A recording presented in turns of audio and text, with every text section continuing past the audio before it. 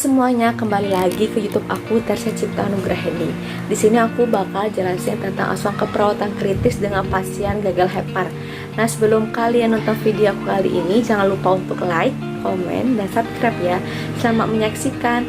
Hati merupakan salah satu organ terbesar pada tubuh manusia, yaitu kurang lebih sekitar 1,5 kg.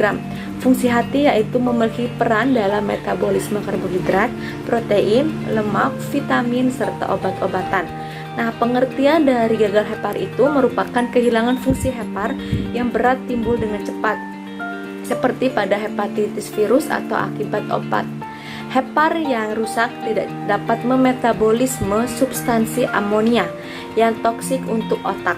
Kehilangan fungsi hepar mengakibatkan disfungsi pada organ-organ lain seperti otak, paru-paru, dan ginjal.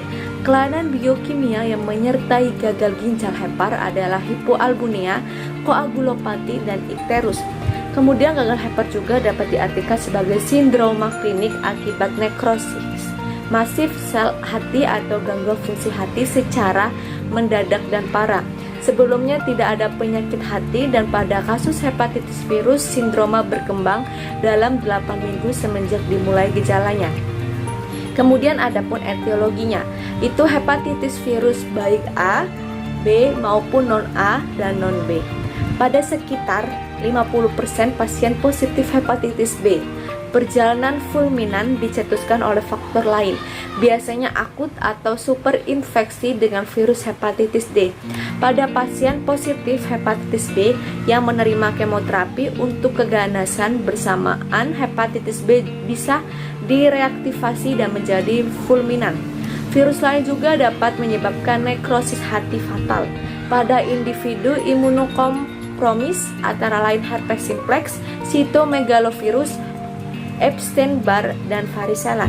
Kemudian klasifikasi hepar yang pertama itu kerusakan akibat hepatitis. Ini ditandai adanya kadar transminase serum. Dua ukuran yang paling umum adalah aspartate atau ALT atau SGPT, dan alanin lebih spesifik untuk kerusakan hepar. Kemudian kadar yang tinggi terjadi pada trauma hepar yang disebabkan oleh kebocoran hepatosit. Kemudian yang kedua, kolestatis. Obstruksi dari cabang bulir menyebabkan peningkatan fosfatase alkali serum. Enzim ini juga meningkat pada penyakit tulang, pubertas, dan kehamilan.